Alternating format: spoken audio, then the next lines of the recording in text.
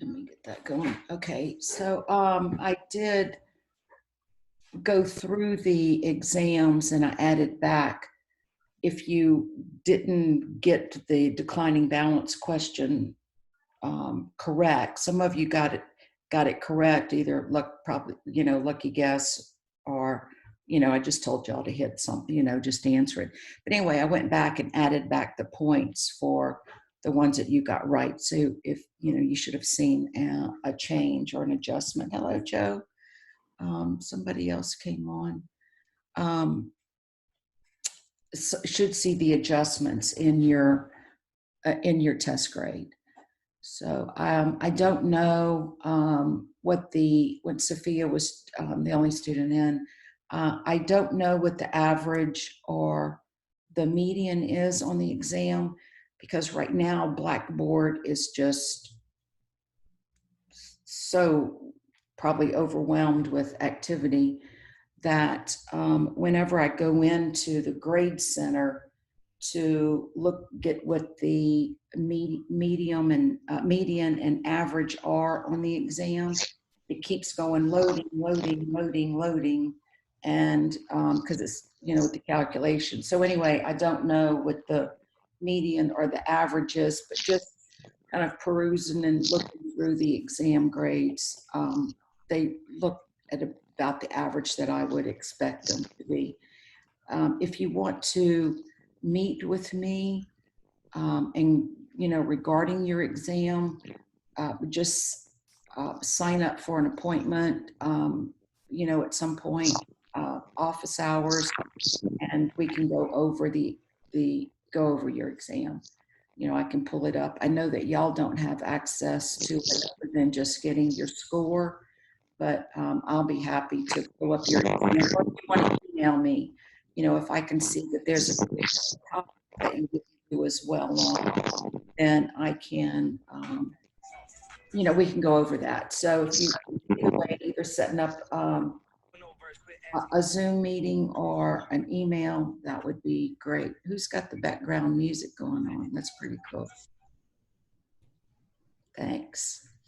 All right, so chapter 8 is, as I was saying earlier to a couple of students when they're in here, chapter 8 is a very easy chapter on current liabilities.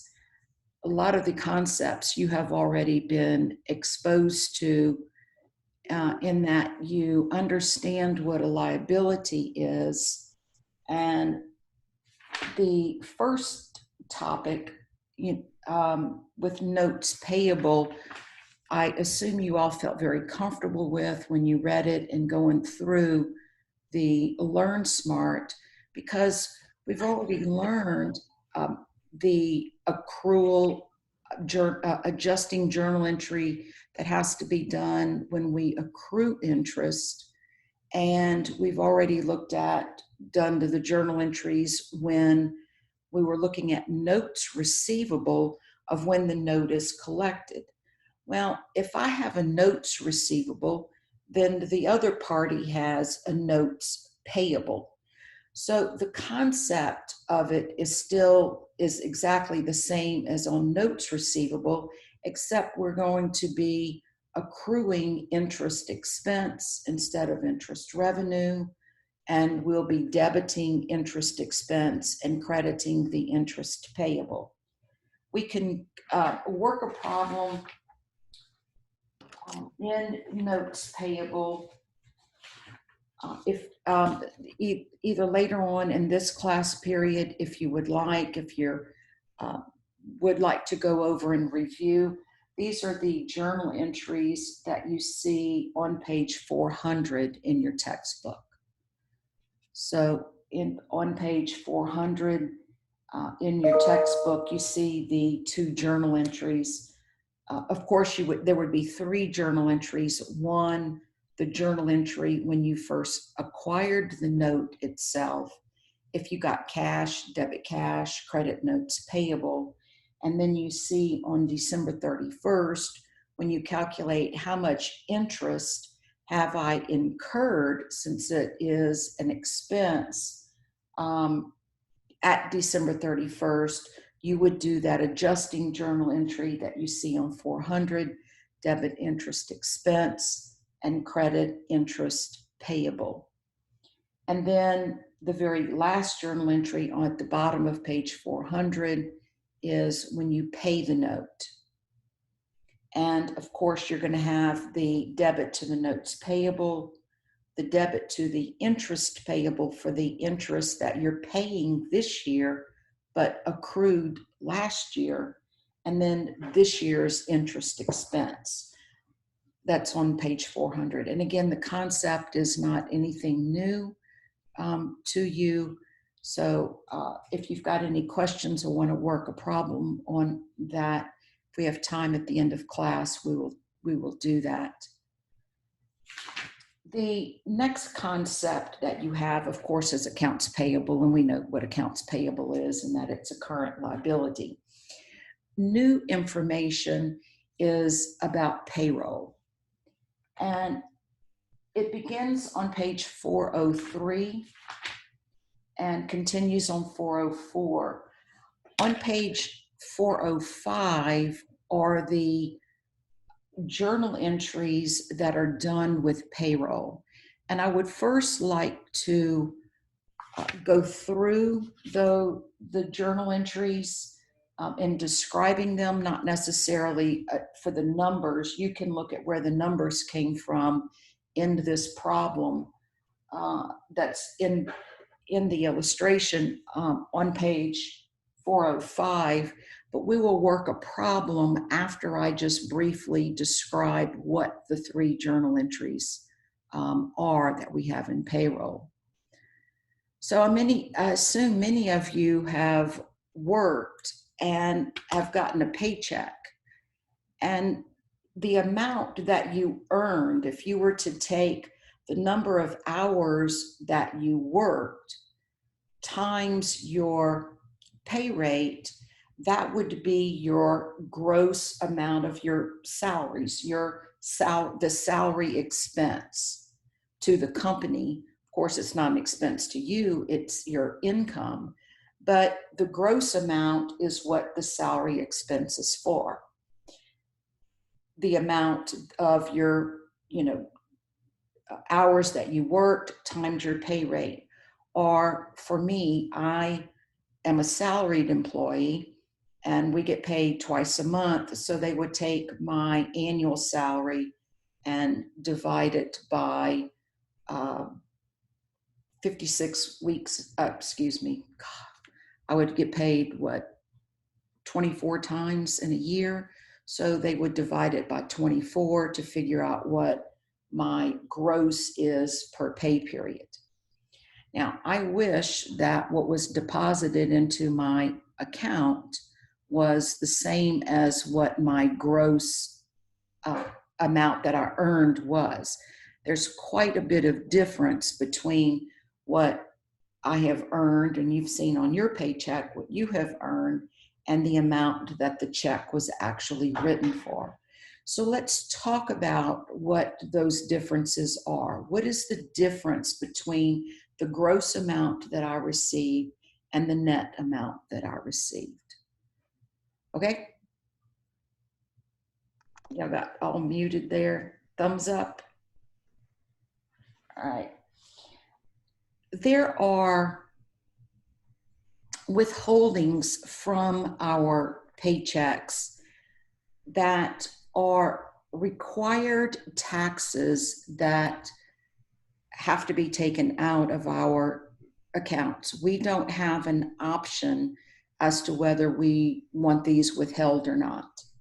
And the first one is income tax. As you know, you've got to file a tax return with the federal government on April 15th, I think this year, because of the virus, that they have extended that date. But you have got to pay federal income tax. And companies are required to take the federal income tax out of your paycheck based on information that you have provided them about your filing status. So you don't have a choice on that one. if you live in a state that has a state income tax, I know when I lived in Louisiana, Louisiana does have a state income tax. Most states do. Now, Florida does not. Does anybody live in a state that does not have state income tax? Look, if y'all are in New York and New Jersey, you know you got lots of them, right? Yep, you got lots of them. Florida does not have a state income tax, neither does Texas. I don't know what other states, but I know those two states don't. But most states would also have a state income tax. So in addition to the federal income tax coming out of your paycheck, you would also have state income tax that are coming out of your paycheck. Now, this is your personal expense. This is not an expense to the company that you work for that's issuing your paycheck. However, the companies are required by law to withhold this income tax from your paycheck. And then they, within 3 days of paying you, they're required to remit that amount that they withheld from your check to the federal government. Of course, you know, with your name and social security number attached to it, so that you're given credit for that amount that has already been paid to the federal government. So that when you get your W-2 return at the end of the year, when you see on there federal income tax withheld, that is the total amount for the calendar year that has been withheld from your tax, your paycheck. So as you see on page 405, the very first journal entry where you see the debit salary expense for $100,000, that journal entry is for your paycheck itself, where the salary expense is the gross amount of your check. The income tax payable are those taxes that I just described to you, the federal income tax that's withheld and the state income tax that is withheld. Now, FICA, the FICA, stands for the Federal Income Contribution Act. And this is where both Social Security and Medicare get their money. Now, the rules on the FICA tax are that the current rate right now is 7.65%. You see that at the bottom of page 405. So the University of Tampa withholds the FICA tax 7.65% out of my paycheck. So that is the FICA tax liability that you see credited on the journal entry for paying my paycheck. Now, just to make a mental note, we'll go back down and check it. Look at the third journal entry where they've got payroll tax expense. There are 2 payroll tax expenses that companies have to pay. And one of them is the FICA match. They take 7.65% out of my paycheck. That is my expense. But the match, the company also has to incur a 7.65% match on the FICA. If you do 7.65% times 2, you get 15.3%. So the company has to remit to the Social Security office 15.3% of the employee's gross payroll. Half of it was withheld from my paycheck. The other half is going to be an expense to the company, the FICA match, okay? So The third journal entry is for recording the company's payroll tax expenses. So their FICA match, where they have to match dollar for dollar what was withheld from my paycheck, plus federal and state unemployment tax. Okay, so federal and state unemployment tax is also a tax to the company. Notice that unemployment taxes are not withheld from my account. Now, does anybody know what the unemployment tax, not the rate, but the unemployment tax is that companies have to remit to the federal and state governments? Do you know what that's for? What's it for? Do you think? Lay someone off? Pardon me? Isn't it if they lay someone off?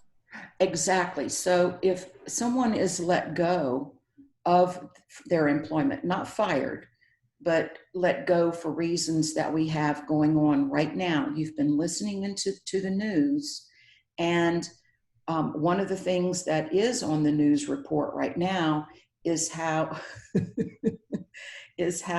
we just had a dog cross that's called a lab. How the unemployment lines, people are filing for unemployment. So as Peter said, when you're laid off, you can go and claim unemployment. And this is how the unemployment is funded.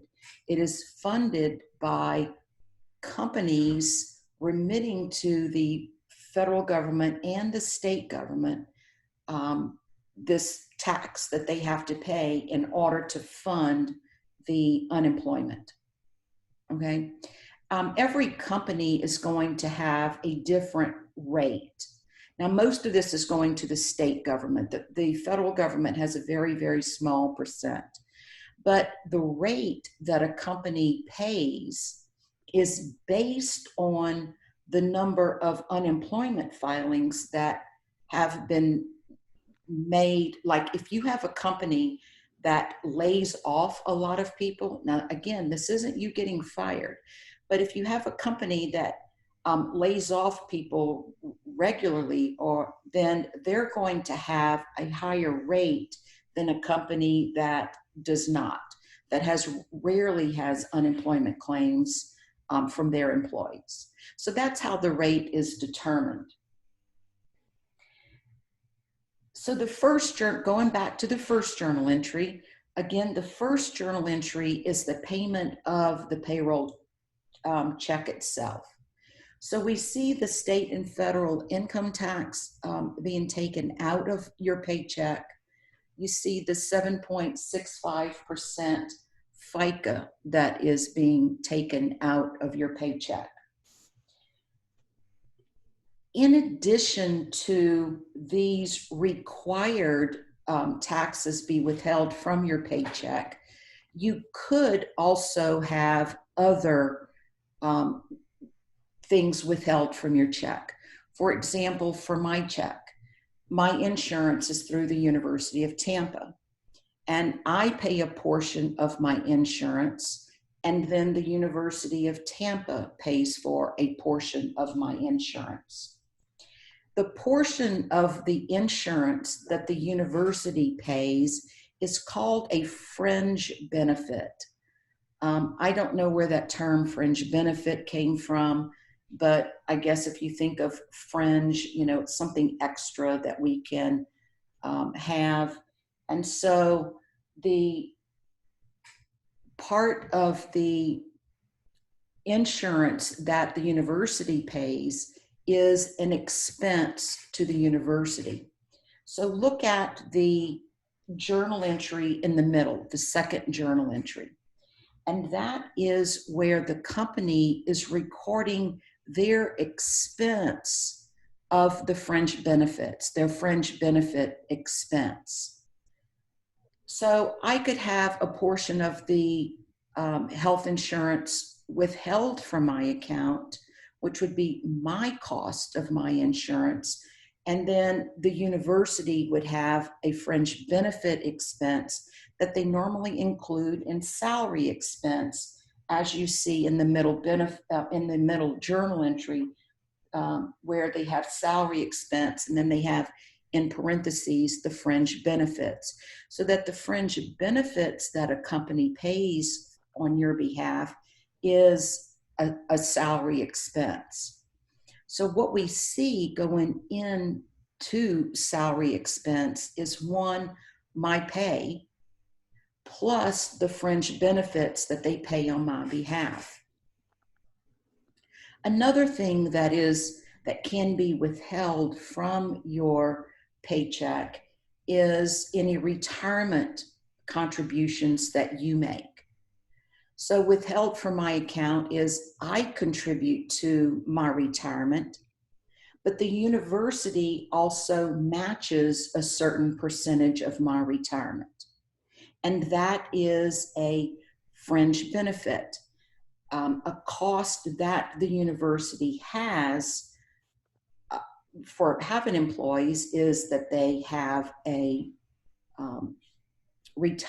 cost, salary expense cost, that is the portion of retirement that they fund for me on my behalf. So the fringe benefits that a company have, again, increases their salary expense. So salary expense is the gross pay that they have for their employees plus their fringe benefits. And again, the common fringe benefits that we see are the portion of health insurance that the company pays, in addition to the portion of my retirement that they pay. Okay? So to review the 3 journal entries that we see in payroll is 1, the first journal entry is to record the payment of the payroll itself. And that is the first journal entry that you see. And you see the required taxes coming out, the federal and state income taxes, the FICA, the 7.65% of the FICA that the employee has to pay. And then there would be additional withholdings if, for the employee's portion of their insurance and their retirement. Okay. The second journal entry that you see is for the fringe benefit expenses that the company has. This is the portion of benefits that the company pays on my behalf. In my example, the University of Tampa, their portion that they pay of my health insurance and the portion of my retirement that they match would be fringe benefits that go into salary expense that are cost to the company. That's an option. Companies are not required by law to pay any portion of your health insurance or contribute anything to your retirement. You certainly, as someone getting out with a college degree, would want to look for a company that does pay a portion of your insurance and does contribute towards your retirement. Okay. The third journal entry is the company's payroll tax expense. Again, this is what they're required by law to pay, and that is the FICA match. So that's the other 7.65% and federal and state unemployment tax. Okay. Does anybody have any questions about those 3 journal entries? Let's take a look at exercise 8.8. Exercise 8.8 is on page 426. So exercise 8.8 is on page 426. So let's work through this together.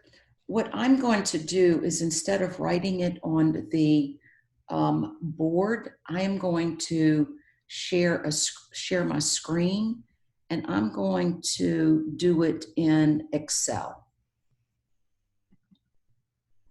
So let me get my Excel file. I'll come back and let me share screen. And I've got a blank Excel file open.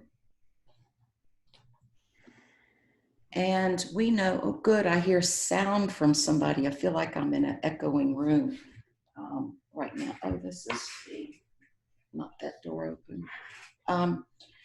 So we know that we're going to have to make 3 journal entries. The first one is to record the payment of payroll. So this would actually be the journal entry for recording the payroll itself. I know that salaries expense is going to be debited for the amount of my gross payroll. Before we get into the rest of it, I know that I'm going to have income tax that is withheld from the employee tax. It's a liability to me because I'm withholding it from the employee's check, but then I have to remit it to the federal government. Okay. What else am I going to have here? What else has to be withheld from the employee's check? I didn't hear you, I'm sorry. Good, the FICA tax. So I will have the FICA payable, well, I'll spell properly in a minute, that will also be withheld. Now, I haven't read the problem to know if there are any other things that are withheld from the employee's check. So let's take a look. During January, oh God, we have a cruise line. I bet they're really busy right now, huh? So we've got a luxury cruise line that has employee salaries of $3 million. And they tell you what the withholdings are. They tell you what the employee portion of FICA is for federal and state income tax, and $30,000 for the employee portion of health insurance. Okay, so we know that health insurance is withheld from the employee's check for their portion of it. So what other account would I have to credit here for the portion of the health insurance that's withheld from the employee's paycheck? So what account would I credit? If you look at the middle journal entry on whatever page we were on before, for 405, what account were they putting in what is remitted to the like Blue Cross Blue Shield or whatever insurance that you have? Accounts payable. Good, accounts payable. And I can't see who's talking to me since I'm on share screen. So we will have accounts payable, and I'm just going to put in parentheses. This wouldn't be in the account title. It would go into the accounts payable general ledger account. What this would be for the health insurance that is withheld from the employee's account, the employee's check. And then we get into the information about fringe benefits and about payroll tax expense that we'll need for the other journal entries. So let's do the journal entry of recording the payroll check itself. So how much was salary expense? What was the gross amount of the salaries? 3 million. Good, 3 million. And I'm going to get commas and parentheses gone. Oh, and I need another 0. So 3 million is the amount of the gross. Now, how much was withheld for federal income tax? 637,500. Um, That's for both together. okay, so it was the 450,000 for the federal and 187,500 for the state. So that is where the 637,500 came from, both the federal and state income tax that was withheld from, that was my paycheck in January, $3 million just for the month of January. Did y'all know I made so much money? Be nice, huh? And then we, of course, we have the employees portion of the FICA tax. And they gave us that number, which was, let me see something just for fun, if it is equal to the 3 million times the 0.0765. Yeah. So they gave you the 229,500. They gave you that number, but you can see that it is 7.65% by the formula that I have here, that it is 7.65% of the gross, was how I calculated it. We will talk about limits in just a minute. What was the amount of health insurance that was withheld from the employee's account? So what was the amount of health insurance that the employees paid? 30,000. Good, Jay, 30,000. Okay, so 30,000. And that was all that was withheld out of the employee's check. Now, in the textbook, they show that we credit a liability account that's called, gosh, Lisa, okay, I told y'all, salaries payable. And salaries payable, of course, would be the net amount. So it would be equal to the gross amount minus my income tax payable, minus the FICA payable, and minus the insurance payable that was withheld. So the amount of the checks that were written to the employees amounted to 2,103,000. So that's what I deposited in my account in January.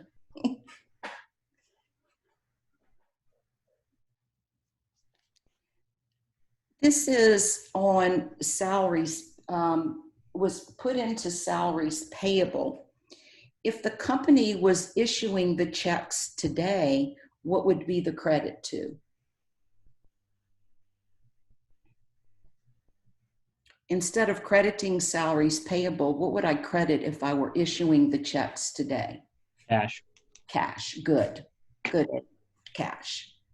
Okay, so when this company, since it's going into salaries payable, when this company actually issues the check, what journal entry would they do when they actually, this problem didn't ask you to do it, but just as a reminder of when we,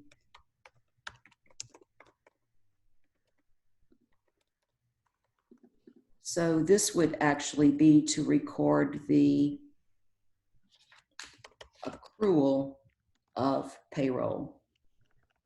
And then this would be to record the payment of the checks. I would debit salaries payable for the 2,103,000, and then I would credit cash for the same amount. Okay? So when they actually paid it, we know that when we pay on a liability, we just debit the liability, which reduces the liability, and then we would credit cash. Now, what would the second journal entry be for? What do we need to record? Fringe benefits. Good job. Fringe benefits, okay? The fringe benefits. I'm gonna, so they would debit salaries, gosh, expense, and what fringe benefits does this company offer their employees? Health insurance. Okay, right, health insurance. And so health insurance was the only fringe benefit that they offer. So I would debit salaries expense. How much do they pay? What is the employer portion of health insurance?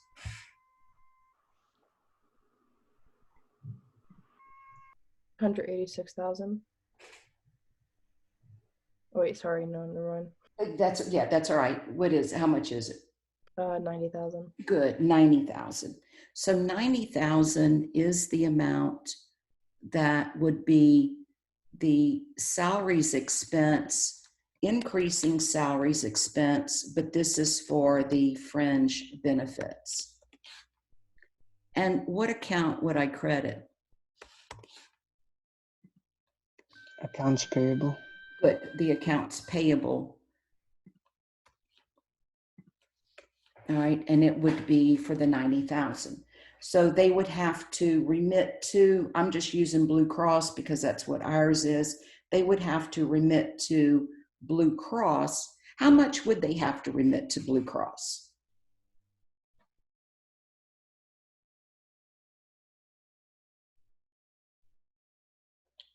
When they paid Blue Cross, how much would they have to remit to Blue Cross? How much do they owe Blue Cross right now?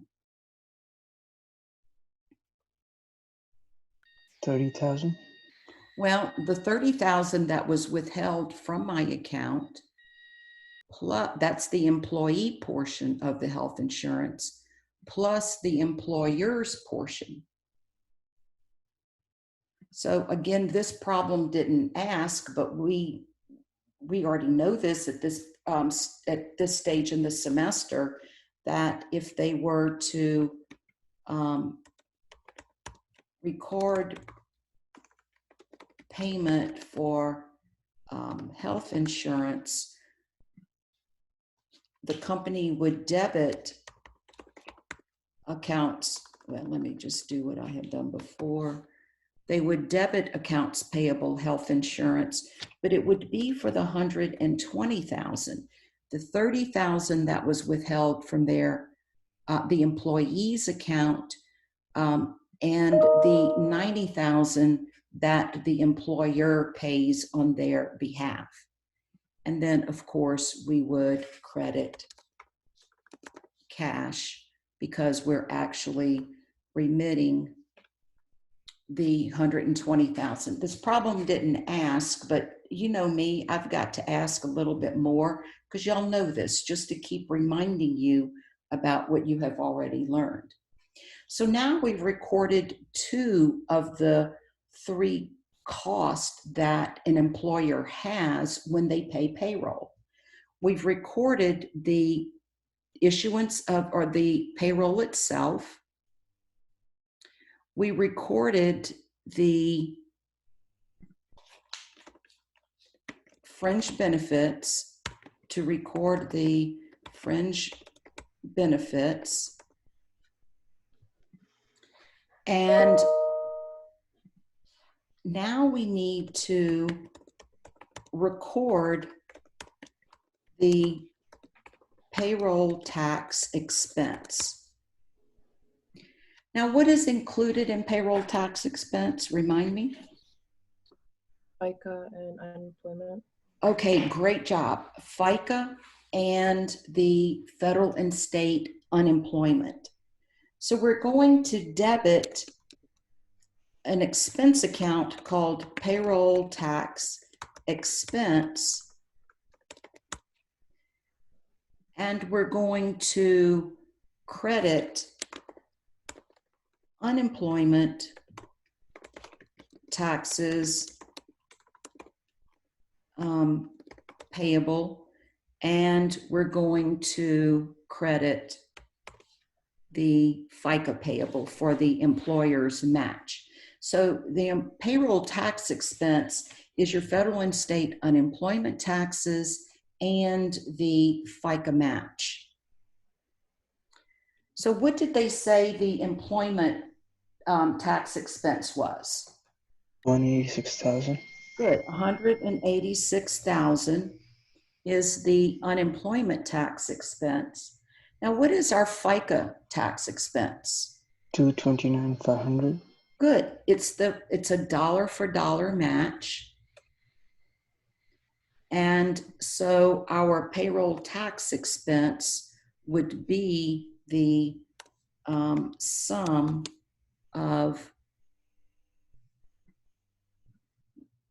these two accounts.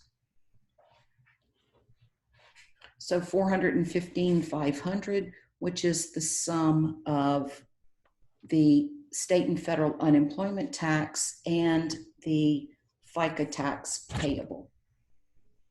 So we see the three journal entries that are required. One is the payroll itself to the employees. The other one is to record the fringe benefits. And then the third one is to record the payroll tax expense that companies are required to pay. All right.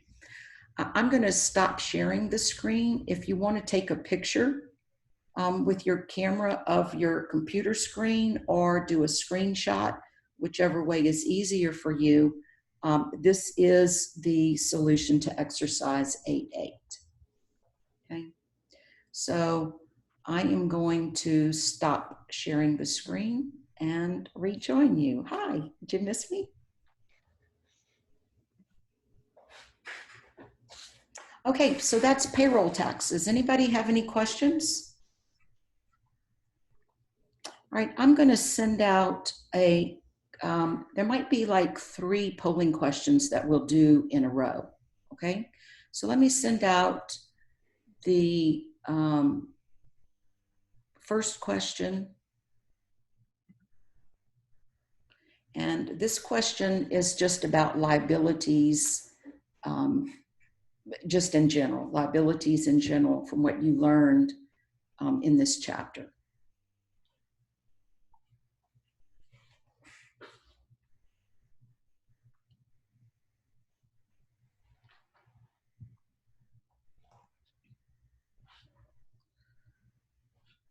Come on, somebody can vote. I can't see it, Professor. Oh, y'all can't see it? Yeah.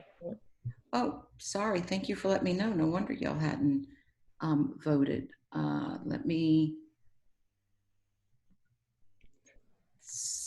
thought I stopped sharing my screen. And, okay, well, the question reads, and I don't know why y'all can't see it because I've stopped. Can y'all see me? Yep. Okay.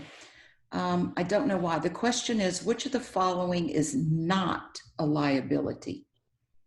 Notes payable. Is that a liability? Yeah. Yeah. What about the current portion of long-term debt? Yes. Yep. Yes.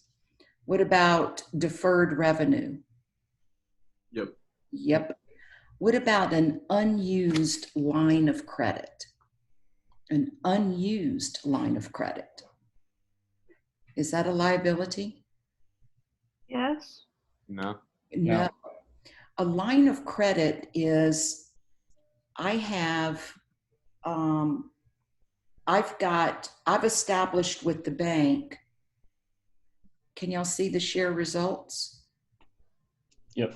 Okay, well, nobody voted, so, but at least y'all couldn't see the answer.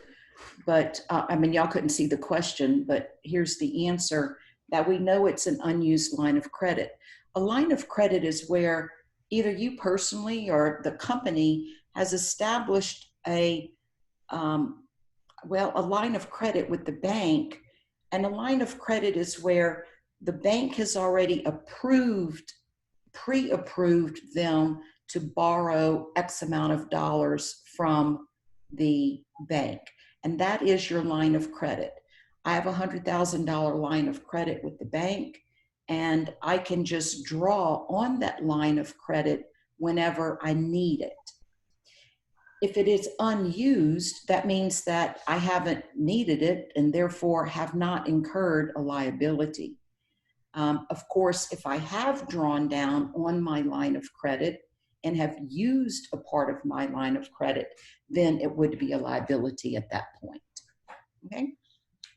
Let's see if the next polling question works.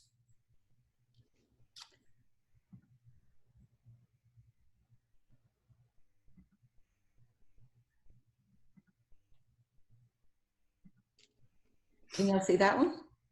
Oh, I saw y'all all go to attention, so y'all can see that one. Good.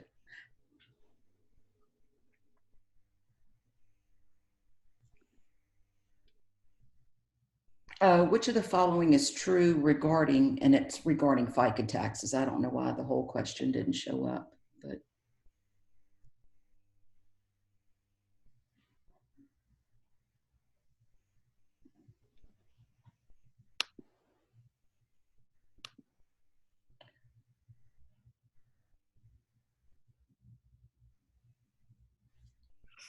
So this is something that we had just talked about, we just demonstrated, and I've got a few more of you that need to vote, or vote, put your answer down. All right, I'm gonna stop sharing. There's 6 of y'all that have not voted, and remember this affects your participation. So I assume 5 of y'all, now I've got 5 that haven't, are just signed in, and I think you're there. Okay, so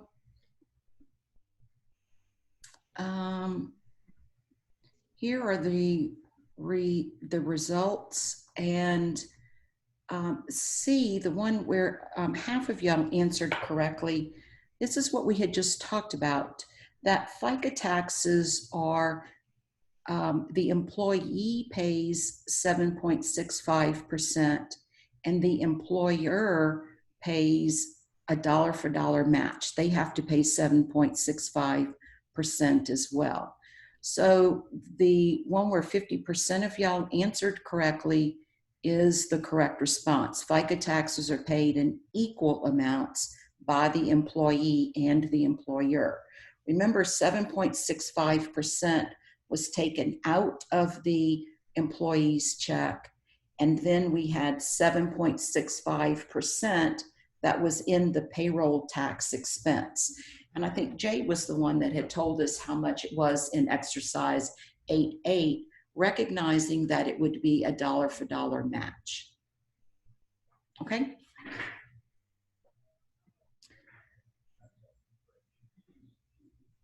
So I am going to send out another polling question about payroll tax expense. And then we will move on. So here's another question.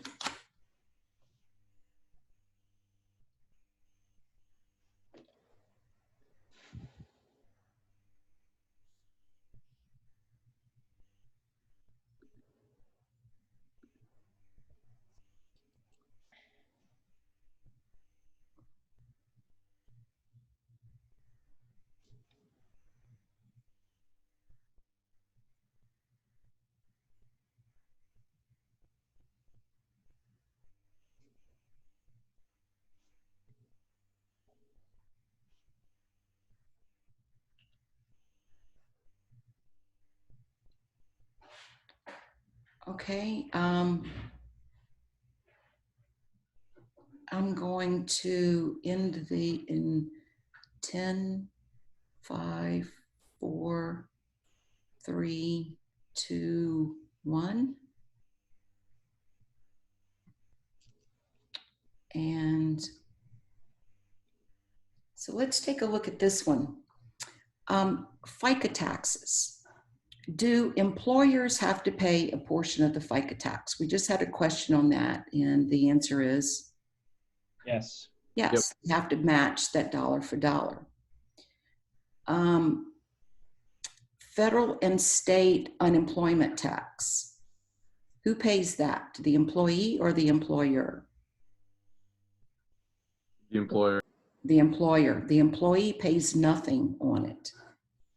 Then the federal and state income tax, which is the answer, is only the employee pays federal and state income tax. This is your income tax expense that you have. Then this says the employer contribution to a retirement plan.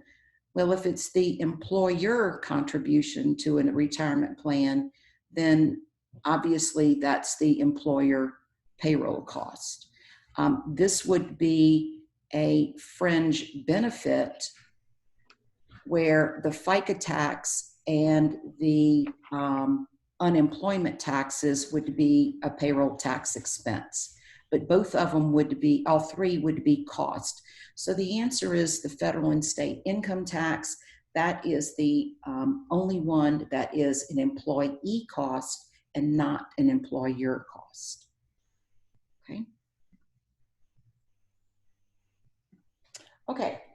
So any questions about payroll and the 3 journal entries that are required? Problem 8.2 and problem 8.3 are good problems to work for practice on the payroll.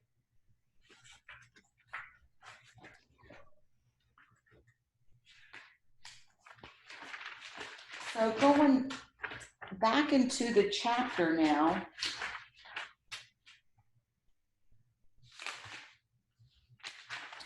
we've covered page 40 through 405, the payroll that we just did. And now we're on page 406, where it talks about other current liabilities. And the first one they list is deferred revenue. Have you seen this account before? Yep. Yep. What is deferred revenue? Current liability. Okay, it's a current liability. But what does it represent? What does deferred revenue represent? It is a liability, but where did we get this liability from? How do we have this liability? What happened for me to have deferred revenue? Is it when you haven't provided the service yet? Oh, nice job, Sophia. Right. Remember when we collect money prior to us earning the money? That we debit cash and credit deferred revenue. And then when we have earned it, we debit deferred revenue and credit revenue. Okay, do y'all remember this? Do you feel like you need to practice it? There's a real quick example that is problem 810, I believe is the exercise 810. Exercise 810 is on page 427.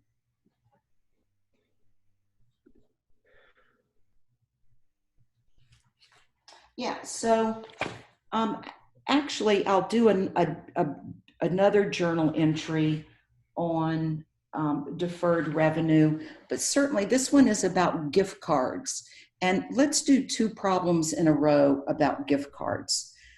One is, we all know what a gift card is. You go into a store, you pay cash, you buy a gift card.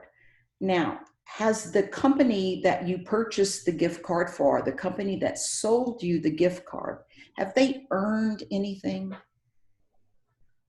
Have they earned Yeah. any revenue? No, they got cash and they gave you a gift card for purchasing items later on, or you gifted it to somebody and for when they go and purchase something. So the company hasn't earned anything at all. So they're going to debit cash, and what account are they going to credit for when they issued the $21 million? When you read exercise 810 on page 427, that they, during the, was it the month? Yeah, during the month of November, that iTunes sold $21 million in gift cards. So they would debit cash because they got the cash. And what account would they credit? Deferred revenue. Good, the deferred revenue. The deferred revenue. Now, when the gift cards are used, and these gift cards were sold in November, and the $14 million was redeemed in December. So they sold the gift cards in November, and then in December, the gift cards are used. And they used $14 million of the gift cards were used. So when the gift cards were used, what journal entry is done? Debit, deferred revenue. Good. We would debit deferred revenue for the 14 million and credit what? Service revenue. Good. Service revenue. In this case, it would be service revenue because it's iTunes. If they had sold inventory, then we would credit sales revenue, and then we would have to debit cost of goods sold and credit inventory for the amount of the inventory that was sold if inventory had been purchased instead of a service. iTunes is a service. Doing okay?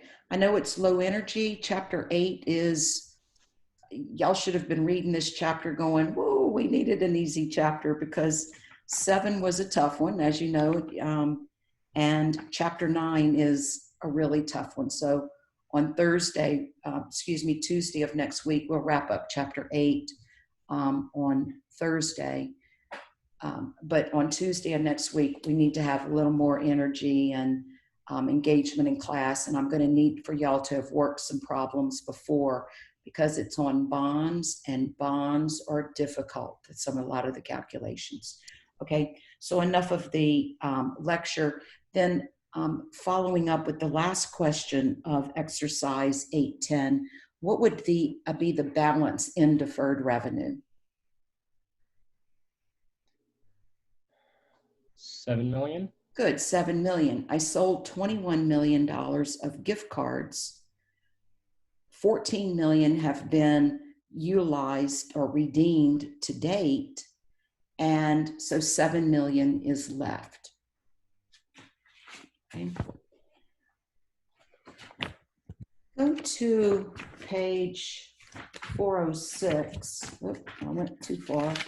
Go to back to page 406, where it was talking about deferred revenue. Can you think of another industry? Of course, companies that sell gift cards are going to have deferred revenue. Can you think of another industry, one that we've talked about, that has deferred revenue? Airline. Airlines, exactly. I think they're getting deferred revenue debited, but instead of crediting revenue right now, they're crediting cash, because they're refunding a lot of flights that people had, but they're canceling now because of this. We're not flying right now. If you look on page 407, there's a concept that's called gift card breakage. And it says some gift cards may expire within 1 year after purchase. I'm pressing the bullshit button on this one. Just for your information, there are, this used to be a big problem where gift cards would expire, you know, in a year, and then you find the gift card, and then they said that they won't honor the gift card. Well, they took your money. You know, why should a gift card expire? There are you can Google this if you want. There are federal and state laws now that say that gift cards can't expire within X number of time period. I believe the federal law is 5 years. State laws, you know, would have their own time period, but y'all know, if y'all took your civics classes, I don't think y'all had civics classes, but learning that, you know, state law can't override federal law. So they would have to be more than that. So just for your information, something that you learned in accounting is not only are gift cards, when we first get them, a credit to deferred revenue, but that also gift cards, there are federal and state laws that say the soonest that gift cards can expire, and I believe it is 5 years. So if you have a gift card and they tell you it's expired, go pull up the federal law for them and tell them they can't do that. Most companies are, of course, aware of that. But anyway, gift card breakage is that if the expiration time has ended, say it's been 5 years and I still have gift cards that have not been redeemed, then that just automatically becomes revenue to the company. They would debit deferred revenue and credit revenue because somebody just paid them cash and didn't use the gift card. So when the gift card expires, that does automatically become revenue to the company. So I would like for y'all, go to page 427. Go to page 427 and work exercise 811. Work exercise 811.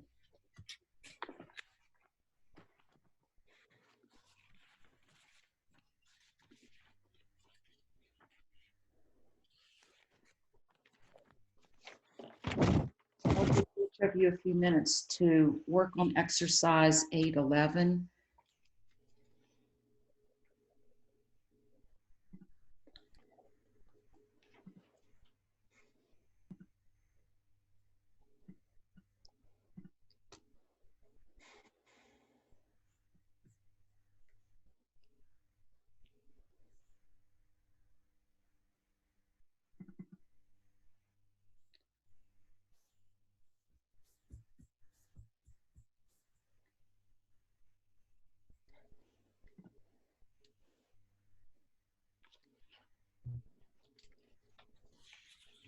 So I'll give you a few minutes to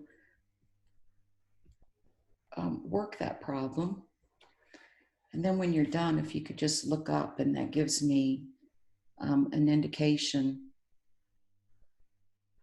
Cameron, how are you doing?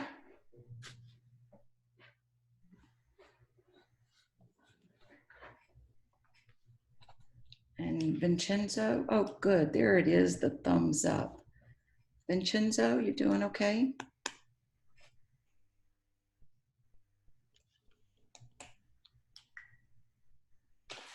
And Caitlin, how are you doing? I'm good. Good. And Matt, all these faces I'm not seeing. Good beans. There's Vincenzo. Pierce.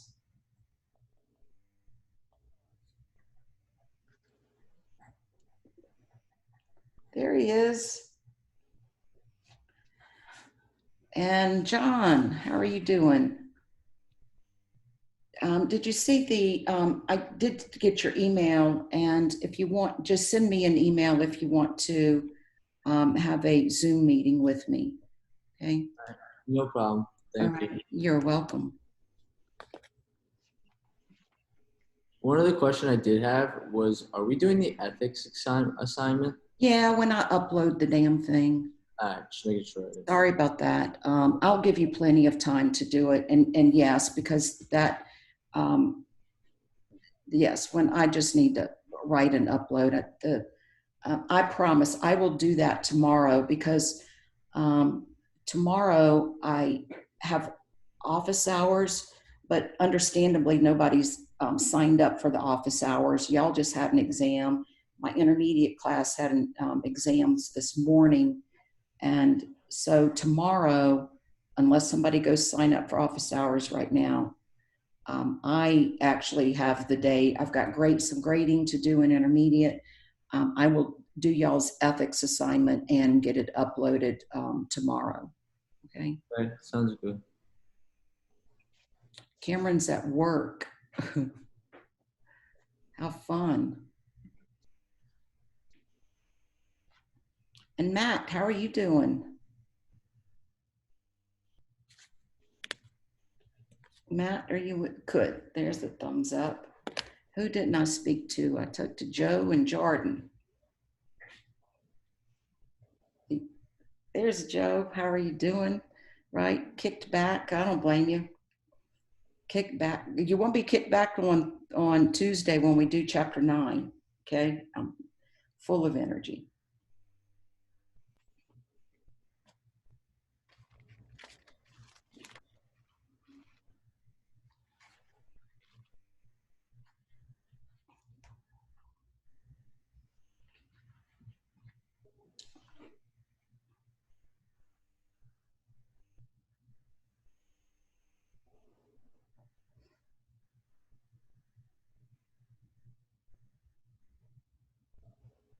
All right, I'm going to go ahead and some of you are still, most of you actually are still working on it. So I'll give you a couple of minutes to finish. This is a low pace chapter.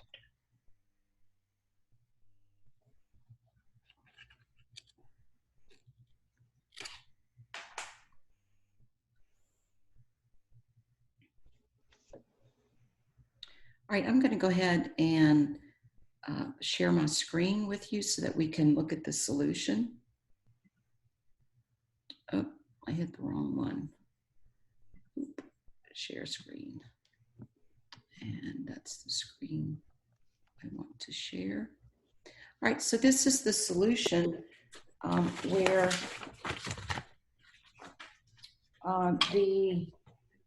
we've got a ski resort that sold $100,000 of gift cards. So we see the initial journal entry of debiting cash and crediting deferred revenue. And again, deferred revenue is a liability. Then they redeemed $20,000 of cards in December. So we reduce the liability by debiting deferred revenue and then recognize the revenue that because they have been redeemed, that revenue has now been earned. Then we've got the January, February, and March in 2022, where they,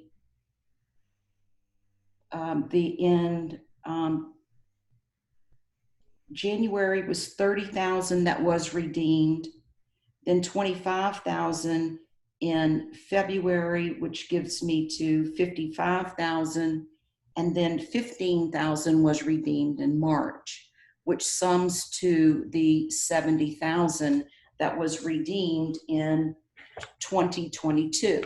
So again, we debit deferred revenue and credit sales revenue.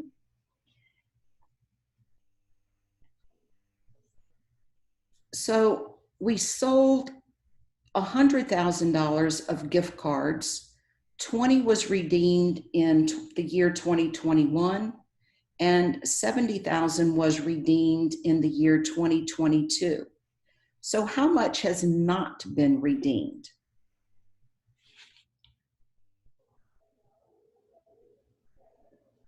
How much had not been redeemed? 1,000.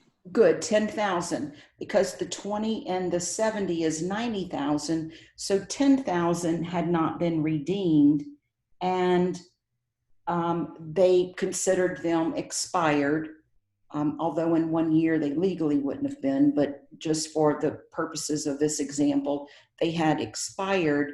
So the gift cards that have not been used does come into revenue, although they hadn't actually sold anything, just because of people not using the gift card, it then becomes revenue. Okay. Does anybody have any questions?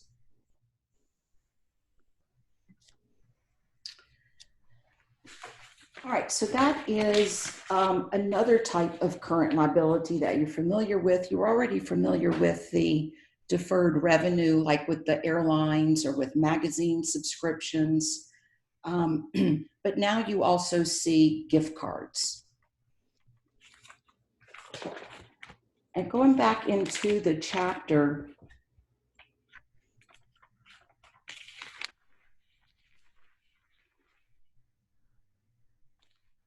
we've done the deferred revenue on page 408 are sales tax payable. Now we're not going to work an exercise on this one, but if you look on page 408, we know that every time we make a purchase, that we have got to pay sales tax. And if you look at the journal entry on page 408, here a company had a $15 sale of merchandise, and there was a 10% sales tax. Now that's pretty high for here in Florida. I don't think for New York it is. What is the sales tax rate in New York City? Any of y'all in New York City? It's pretty high. And sales tax rates will differ among counties. And in Hillsborough County, we were real upset because we voted in a 1% tax rate to fix the roads here. And I think we're at 8% now here in Hillsborough County. So they had $1.50 that was collected in sales tax. So the amount that the customer paid was $16.50. $1.50 of that does not belong to the company. It belongs to the state and the county. You have state sales tax and county sales tax. So that $1.50 is a liability that goes into sales tax payable. And then the $15 is the revenue, the amount that the company earned. And then when they remit, once a month, they have to remit the sales tax to the state and to the county. When they actually paid the sales tax, they would debit sales tax payable and credit cash. This is a pretty simple chapter, huh? The concept of it you already understand. You're just seeing the different types of liabilities that a company can have. At the top of page 409 is that term, current portion of long-term debt. You think of a car payment or a house payment, where I have a notes payable or mortgage payable that I have on my records, okay? Because I have a house and I have a mortgage payment. And so I've got a liability, but I make monthly payments. I don't just say that I had a note that was a 3-year note and I was going to pay the whole principal and interest at the end of the 3 years. Well, that entire amount would be a long-term notes payable. If I have a note where I'm making continuous payments on it, whether those payments are once a month or once a year, then to meet the definition of a current liability, remember, if that liability is due within the ensuing year, or the operating cycle, whichever is longer. Remember when we learned that definition of a current asset, of a current liability, that 1 year or longer? When it's either 1 year or the operating cycle, whichever is longer, is the definition of current. So the current portion of a long-term debt would be, if this is December 31st of 2020, then the portion of my long-term note that is due within the ensuing year would meet the definition of a current. So the portion of your long-term debt that is due within the ensuing 12 months then would by definition be current. So you would have a long-term notes payable that, if it is being paid every month or once a year, then a portion of it would be current portion of long-term debt, and the remaining portion would be long-term. Let me give you an example on the whiteboard. And excuse me, I am dressed today, but I got shorts on and slippers. So I forgot that, so y'all might not just be seeing my top up. So if you see me in shorts, just close your eyes. So what if we have a note payable that is $300,000? Okay, so I've got a note payable that is $300,000. And let's say that 100,000 is due each year. Okay, 100,000 is due each year. So I would have a $300,000 notes payable in my general ledger. But on my balance sheet, I would have $100,000 of it reported in current liabilities, and it would be on the balance sheet as current portion of long-term debt. 200,000 would be reported in the long-term section of the balance sheet. Can you see that better with my shadow not in it? So 200,000 would be reported, excuse me, I have got to take that, well, I missed it. $100,000 current liability, and then $200,000 would be on the balance sheet in the long-term liability section as note payable. Okay, so that is the way that the current portion of long-term debt would work. If you look at illustration 8.6 on page 409, they show you in current liabilities the current maturities of long-term debts, the same thing as the current portion of long-term debt of $566 million, because this was for Southwest Airlines. And then they would have the long-term debt minus the current portion in long-term liabilities. Okay, did everybody understand this illustration? Okay, so anything that is going to be paid within the ensuing year, because for most companies, the 1 year is longer than their operating cycle. Then I lost my train of thought.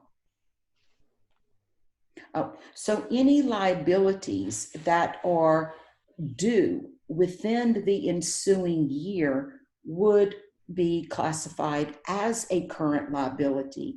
So if you have a long-term debt that you are paying on either monthly or once a year, a portion of it is going to be in current liabilities as current portion of long-term debt, and then the remaining amount would be long-term. Thumbs up.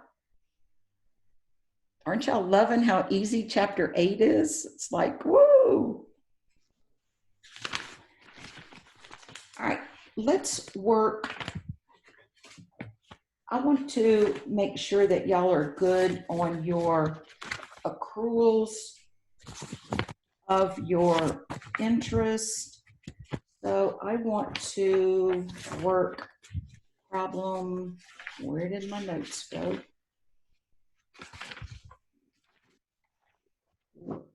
Here we go. Let's work problem.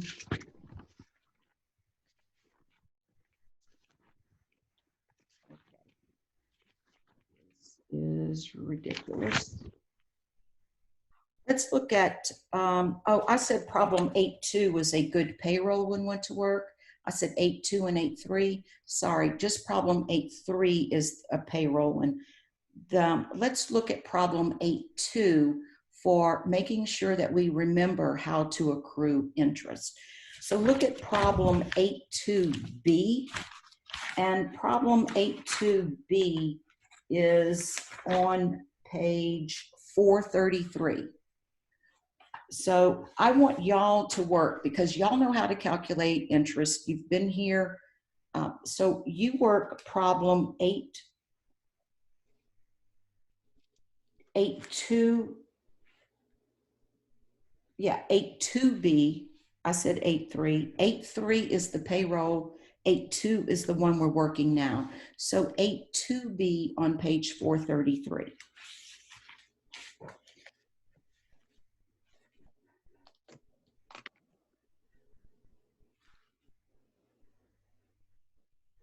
Now, notice on this one that they're asking you to do both sides of the transaction.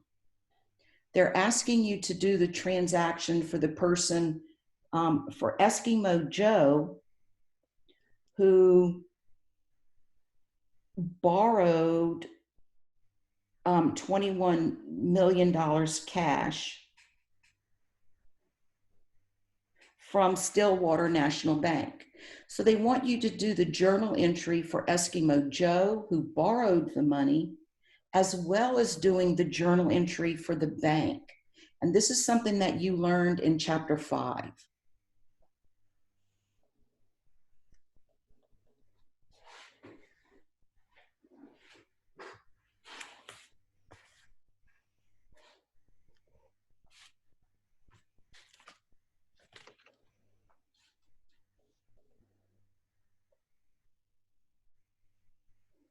Don't forget to accrue the amount of interest on December 31st. And then the payment of the note on April 30th.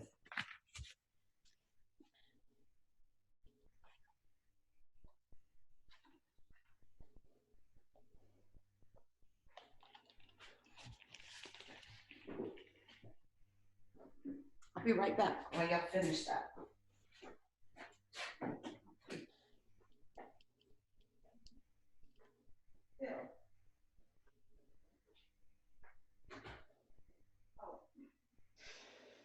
You're getting contaminated? 6 feet distance. How are you? I'm all right. Landmark was just trying to call me while I was teaching. Can you give him a call? Thank you.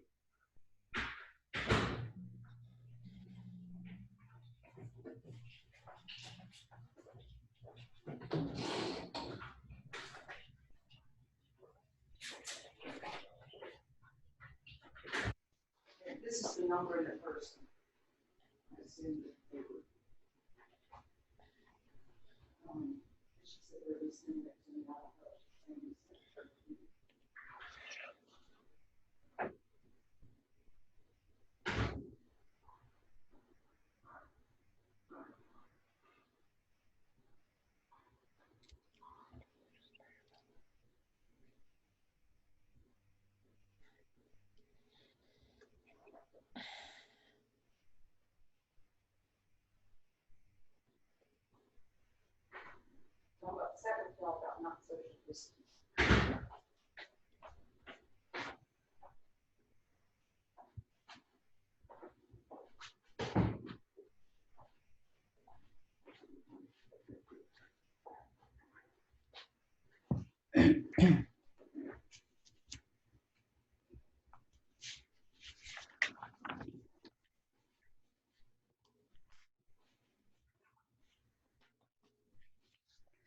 Oh, I got a chat.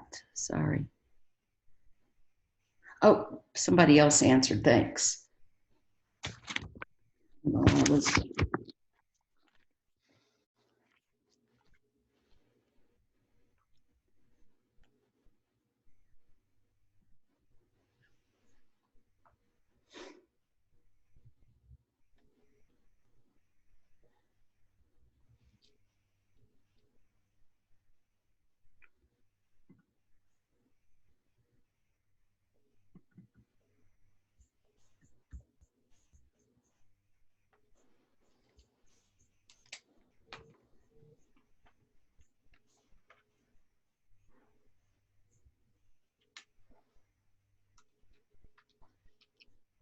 Okay, I'm going to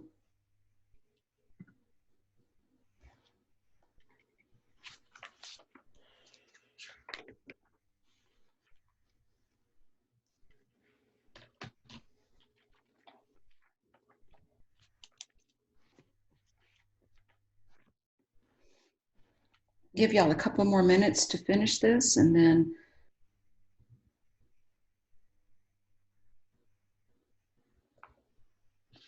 on Thursday, I'm going to post an announcement on Blackboard. We're going to do a quiz on Thursday. Aiden? Yep. Sorry about that. I couldn't reactivate it or do anything, so it'll be just. No worries. But so we'll do a quiz on Thursday on Chapter 8.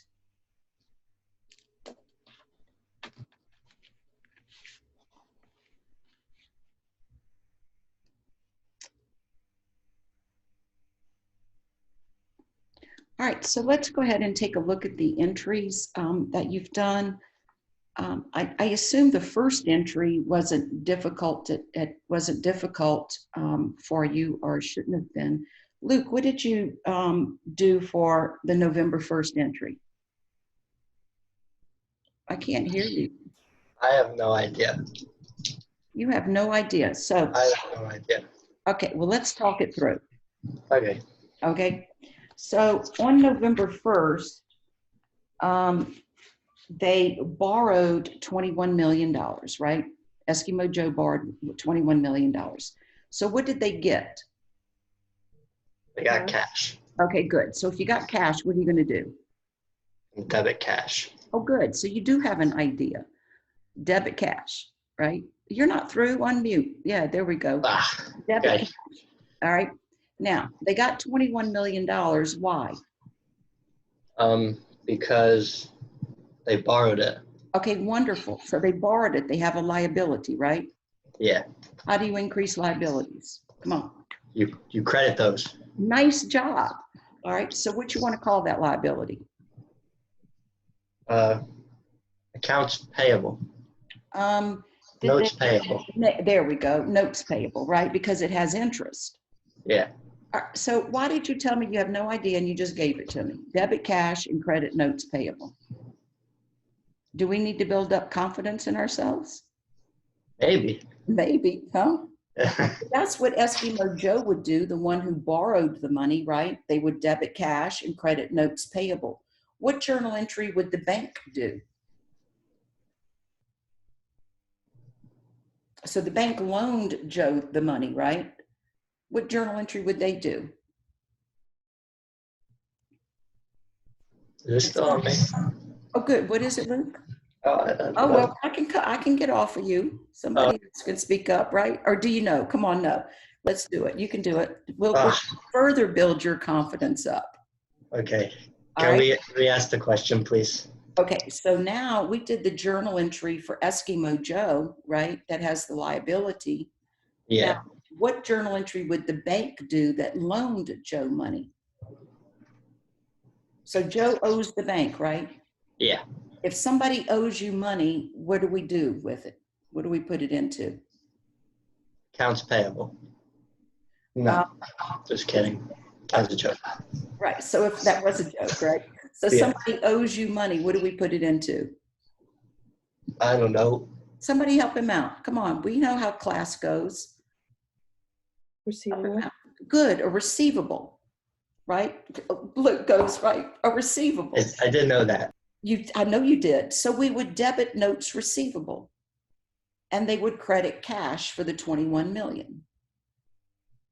Okay. They would debit notes receivable and credit cash for the 21 million because Eskimo Joe's owes them $21 million. And then they gave them the money so that Joe could debit cash. They had to credit cash. Now it's December 31st. And how many months have gone by? So Caitlin, how many months have gone by? I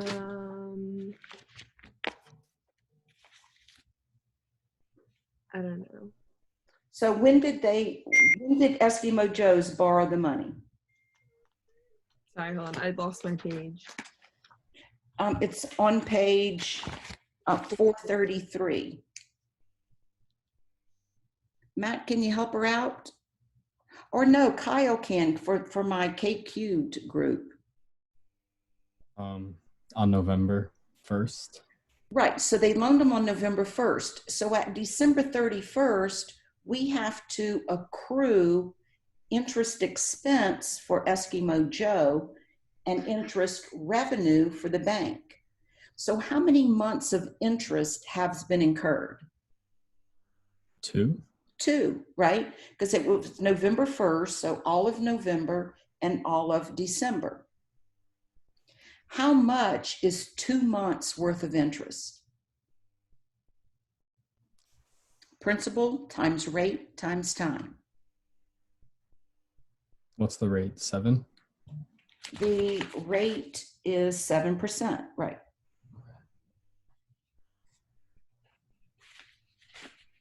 So how much interest is being accrued? 2,900. Oh no, 2,940,000. Okay, was that 2 months worth of interest? Oh wait, 245,000. Nice job, 245,000. Okay, nice job. So what would Eskimo Joe's do? What journal entry would Eskimo Joe do? I don't know. Well, what if they incurred? Interest revenue. They're the ones that borrowed the money. Oh. Interest So payable. okay, right. They're going to have to pay interest of the 245,000. So what would the adjusting journal entry be for Eskimo Joe? I'm not sure. Okay, someone help him out. Who's helping him? Caitlin, are you helping him? Is Oh, it interest receivable and then interest revenue? okay, that is what the bank would do, Oh, okay. right? The bank would, remember, Eskimo Joe's owes the bank, okay? So the bank would debit interest receivable for the 245,000 and credit interest revenue. Is it interest expense and interest payable? Perfect, Caitlin, that's it, exactly. So Eskimo Joe's would debit interest expense and credit interest payable for the 245,000. Okay, so did everybody understand how the 245,000 was calculated? I can do it on the blackboard or I can bring up Excel. The 21 million times the 7% times 2/12. Okay. All right, so now it's 6 months later. Remember, this was a 6-month note, and the note has to be paid. The note has to be paid.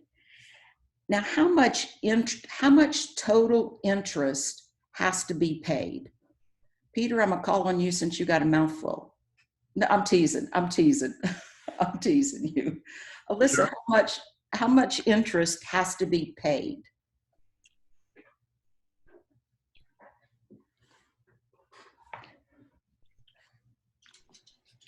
Alyssa, how much interest has to be paid? They have to pay 6 months worth of interest, right?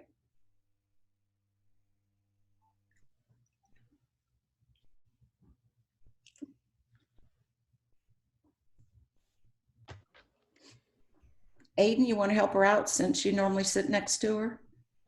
Yeah, I believe it would be 735,000.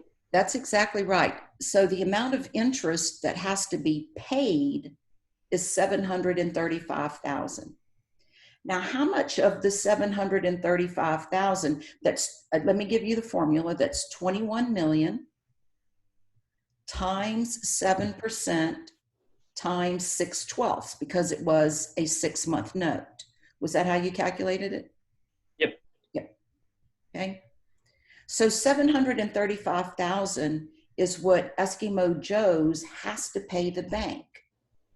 Now, how much of the 735,000 was accrued last year? This is the amount that Luke gave us. How much? 245,000. Good, 245,000. So how much of it was, of the 735,000 was earned or expensed, depending on which one you're looking at, in 2022? 490,000. Good, nice job. So 735,000 is the 6 months of interest. 245,000 was accrued in 2021. So the remaining 490,000 was for 2022. Okay. All right. So I'm going to, for these journal entries, now that you understand where the amounts came from, make sure you know how to calculate them. The 490,000 represents how many months of interest? 4. Good, 4. Okay, 4. There were 2 months in 2021 and 4 months in 2022. So if you do 21 million times 7% times 4/12, you should get this 490,000.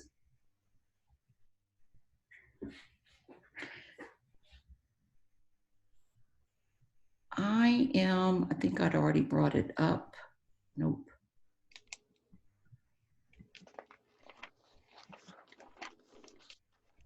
Yes, so I'm going to share screen. And these are the journal entries that we've already talked about. The 21 million that was borrowed.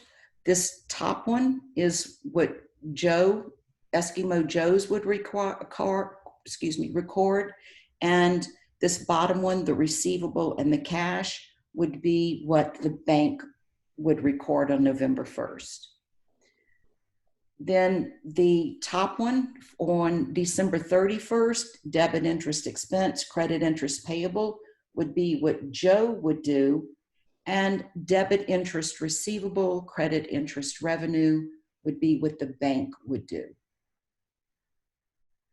If you want to take a picture of that before I scroll down, you're welcome to.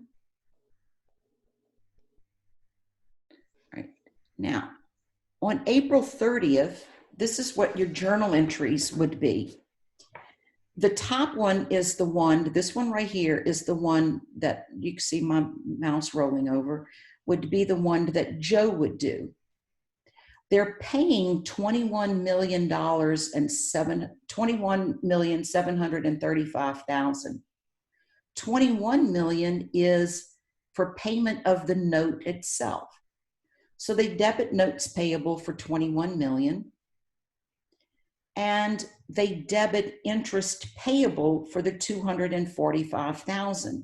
Remember, that is the 2 months of interest that was accrued in 2021 at December 31st, 2021, the 2 months worth of interest.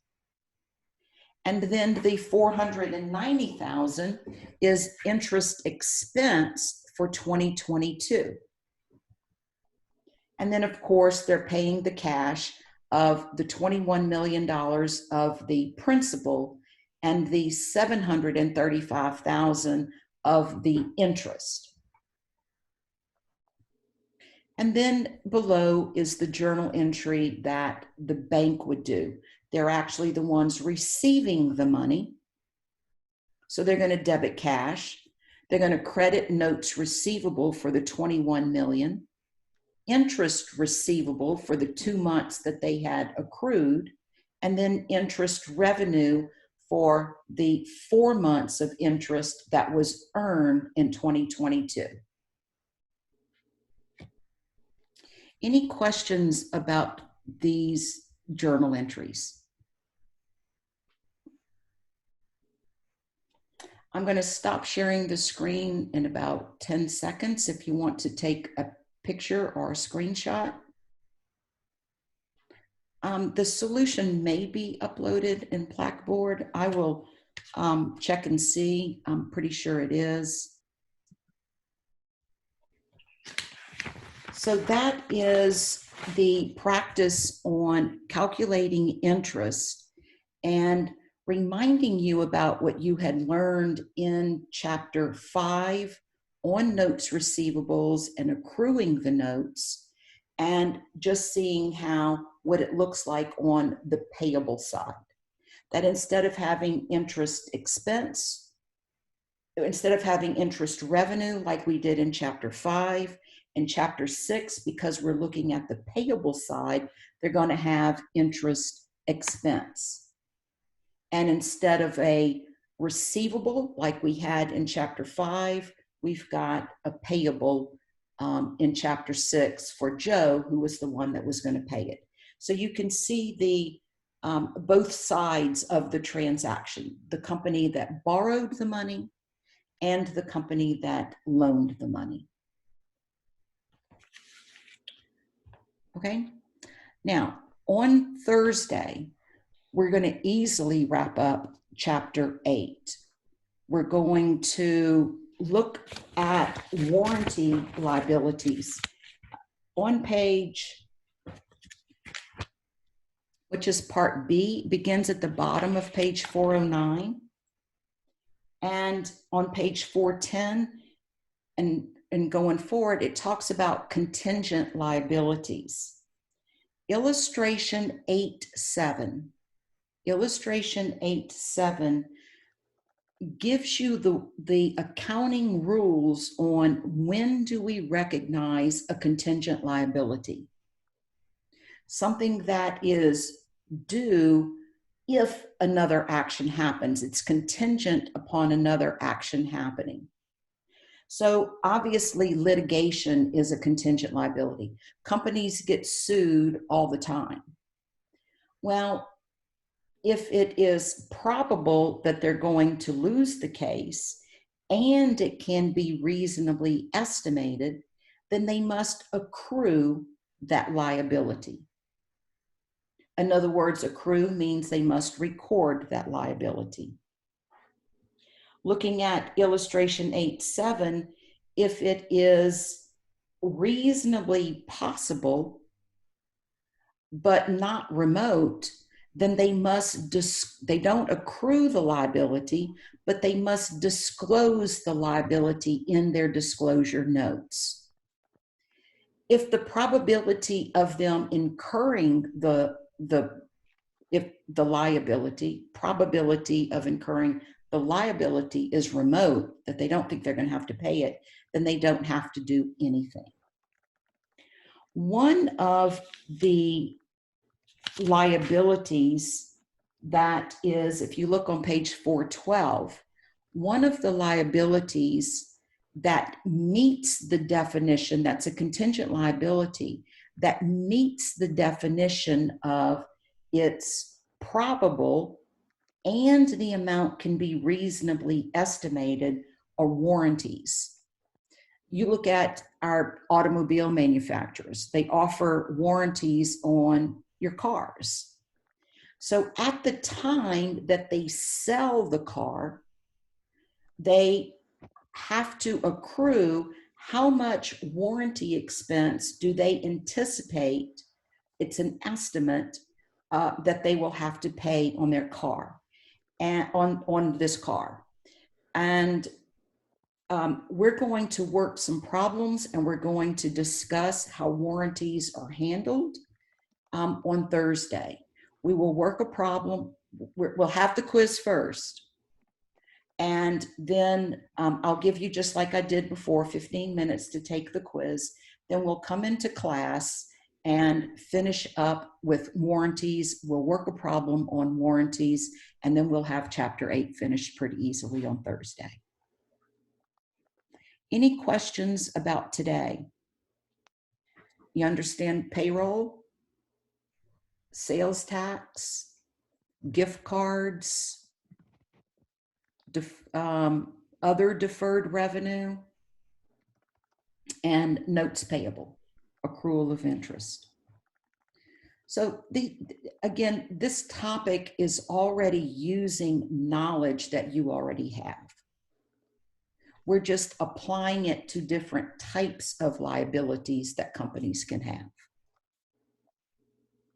Okay, does anybody have any questions? Don't forget to keep looking at your syllabus, at what is due. Obviously today you had Learn Smart. On Thursday, I believe you've got Connect that is due. And we will finish up chapter 8, and then over the weekend, y'all are studying for chapter 9. So on Tuesday, we're ready to go on chapter 9. Okay. So I will create the, I will do the quiz, and you know the link where you found the prior quiz, you know, quizzes in Blackboard, you will go to that link. You will see the new quiz that I'll be making probably tomorrow. I doubt I do it today. You will see it linked, and then it will launch. I'm gonna have it launch at 2 o'clock. So be on time. I had it launch at 2:05 last time. This time it's going to launch at 2 o'clock, right at class time, and then we'll be back in class at 2:15. Okay. Peace out. See y'all on Thursday, unless anybody has any questions. Everybody good? Zach getting a thumbs up. Alina? Elena? Okay. Pierce, good. It's all good seeing y'all again. Joe, thanks for showing your face. John, cool. So I will see y'all on Thursday. Bye-bye. Great day. Thank you. Do the same. Thank you. Bye-bye.